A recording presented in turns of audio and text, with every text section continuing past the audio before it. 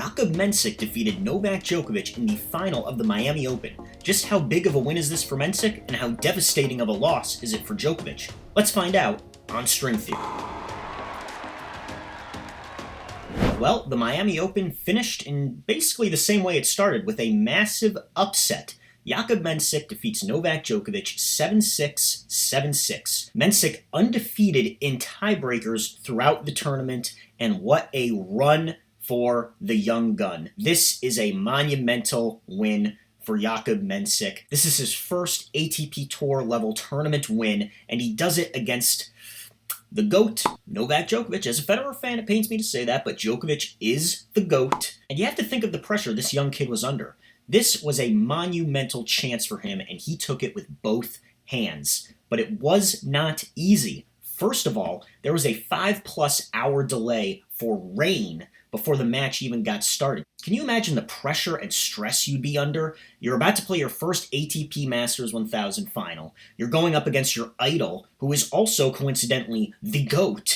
And now you have a 5+ hour rain delay, which is only going to make the conditions even harder. We'll get into that later. It actually ended up benefiting him because Djokovic was drained by the conditions. The other problem for Djokovic is that he seemed to have some kind of eye problem. Before the match started, we saw pictures of him from his warm-up, and that eye was just swollen, and it definitely affected him early on. Mensik gets the break right away in the first set, and every single towel off that Djokovic goes to, wiping that eye. Djokovic has had eye problems in the past.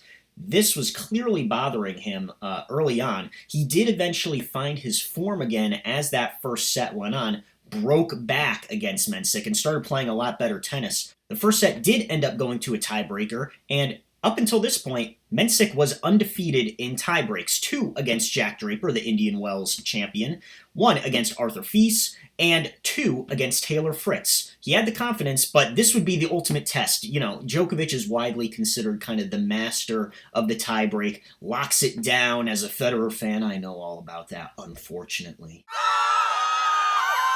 So this was definitely going to be Mensik's toughest challenge yet, but Mensik did come through and win the first set tiebreak 7-4, and he really kept his cool. On the other side of the net, Djokovic was starting to kind of freak out. He was getting mad. He was slipping and sliding, something that Mensik was not having a problem with. You have to wonder if the humidity had something to do with it. Djokovic is prone to these kind of strange bouts of becoming oddly off balance in a way that only seems to affect him and not the other players, and this was definitely one of those matches. He was getting more and more upset, looking more at the box, yelling at Andy Murray, giving Murray a taste of his own medicine, you know, from his playing days. But Mensik managed to ignore all that. He kept his cool, kept his head down, ignored what was going on the other side of the net, and he took the first set tiebreak. Second set was also close, no breaks. Mensik did have a couple of looks later on in the set. He was definitely kind of the player who felt a little bit more ahead, but you also felt that Djokovic was just knocking on the door a little bit, that he wasn't that far away from being able to kind of take the lead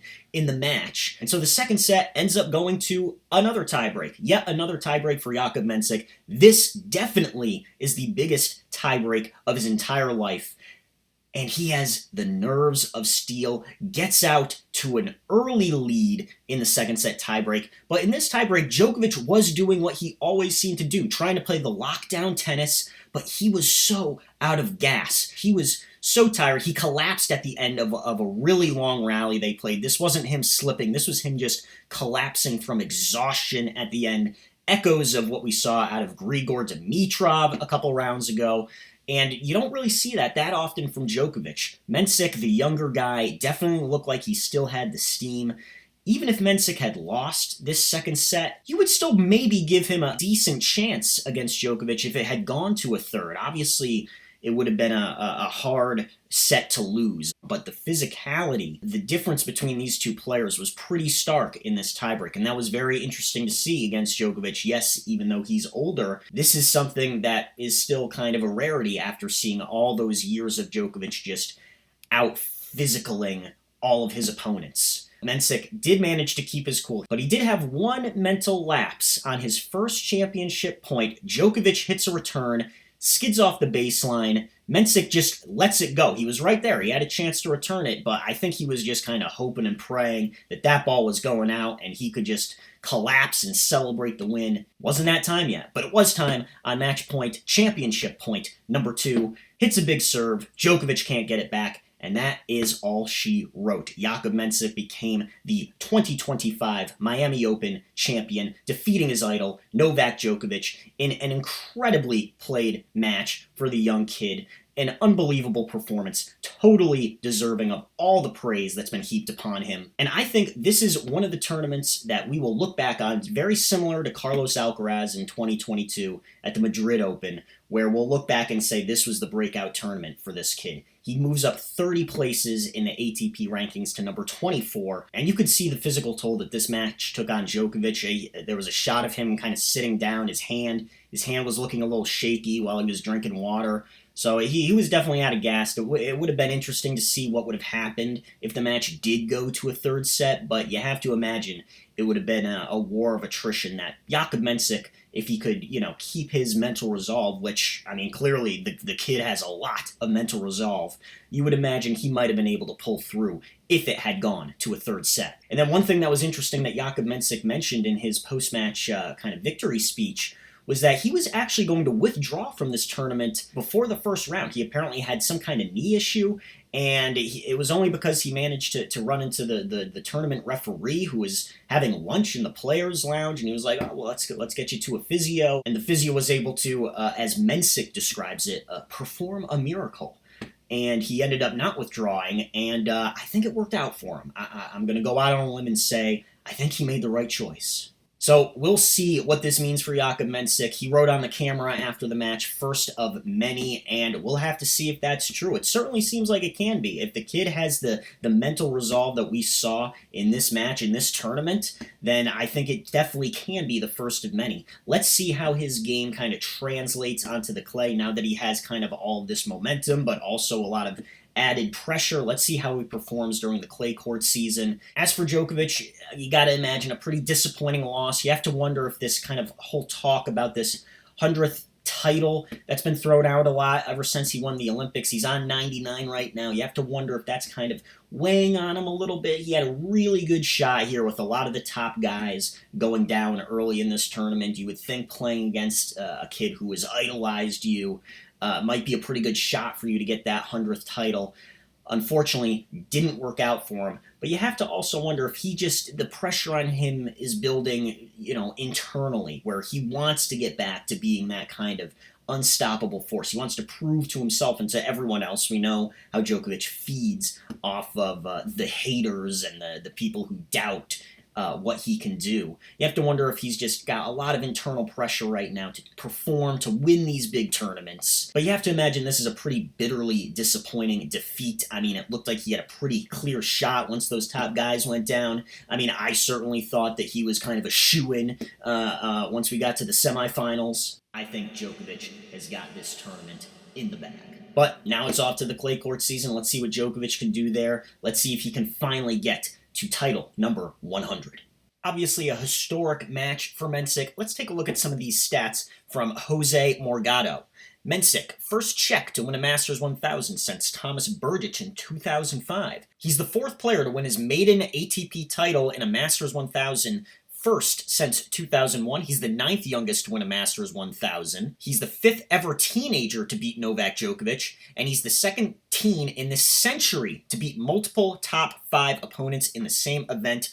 What a tournament for Jakub Mensik. Joao Fonseca, who? No, I'm just kidding on that one. He's still good, but Jakub Mensik has totally announced himself at this tournament. Let's see what he can do the rest of the year.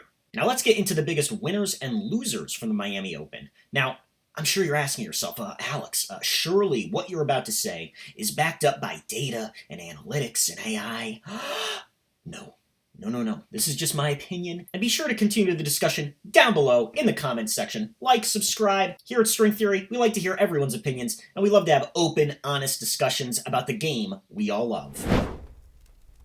My biggest winners for the Miami Open are the Young Guns. This is a tournament where we saw a lot of the top seeds go out early, Carlos Alcaraz, Daniel Medvedev, and the Young Guns really took this tournament by storm. Obviously, we started out with Joao Fonseca making waves, making headlines, creating a raucous atmosphere in his first few matches. Obviously, that great match against Alex de Minaur that he did go on to lose, but it kind of announced the arrival of Joao Fonseca. But then he was one-upped by the eventual tournament champion Jakub Mensik, and it wasn't just his performance in the final that I think he should earn acclaim from.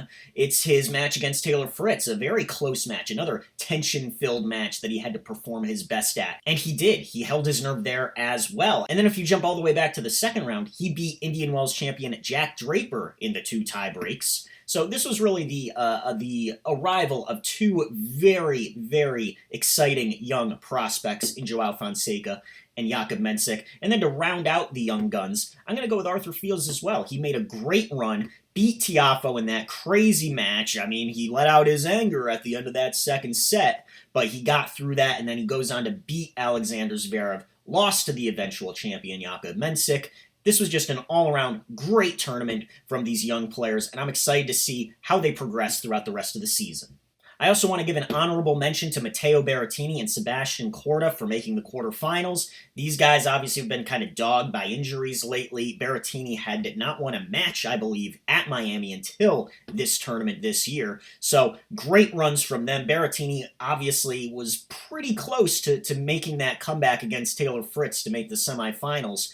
And Korda obviously had a shot at taking that second set against Djokovic. So these guys could have gone even deeper if a few points had gone their way. But great tournaments from both. Hopefully they can stay healthy for the rest of the year. And I just hope to see these guys play more tennis this year. They're both exciting players, and I would just love to see them have a full season where they're healthy and can really reach their maximum potential. Now for the biggest losers from the Miami Open, I'm going to go with the Indian Wells semifinal class. That is Carlos Alcaraz, Daniel Medvedev. We've already talked about them, but also Holger Rune, and I guess at this point to a lesser extent, Jack Draper, because he lost to the eventual champion Jakub Mensik in the second round, and it was his first match after winning Indian Wells just a short few days beforehand, so obviously that's a tough transition. But to have the 4 semifinalists from Indian Wells all be bounced in their first matches of the Miami Open, that was a shocker. That really opened up the tournament right from the get-go, set the stage for what kind of tournament we were going to be in for. It was going to be a tournament of upsets, a tournament of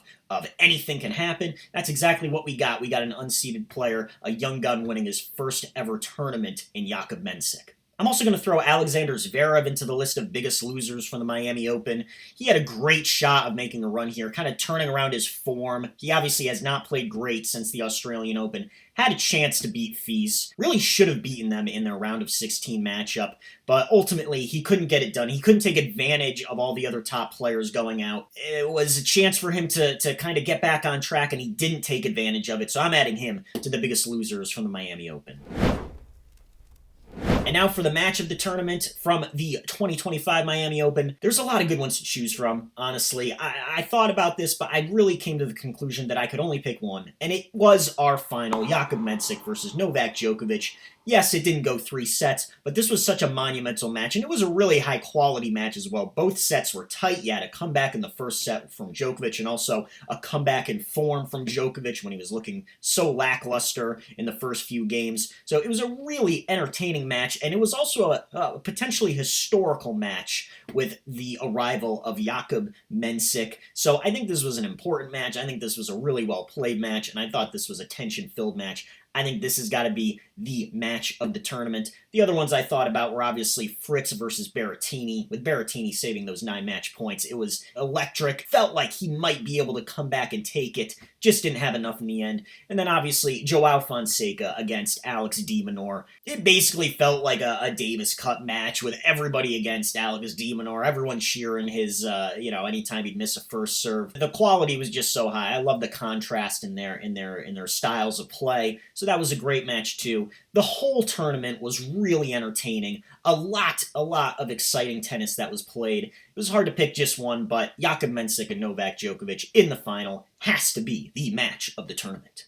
So that's a wrap on the 2025 Miami Open. Leave us a comment down below. Let us know your thoughts on the second Masters event of the season. What was your favorite match? Who are your biggest winners and losers? Clay court season's up next. It's a whole new world. Players have to adapt their games to the new surface. Monte Carlo Rolex Masters is only about a week away, so we got a lot more exciting tennis coming our way. Be sure to follow along here at String Theory. We'll be covering it all. If the Miami Open was any indication, it's that anything can happen this year in the men's game. Peace out.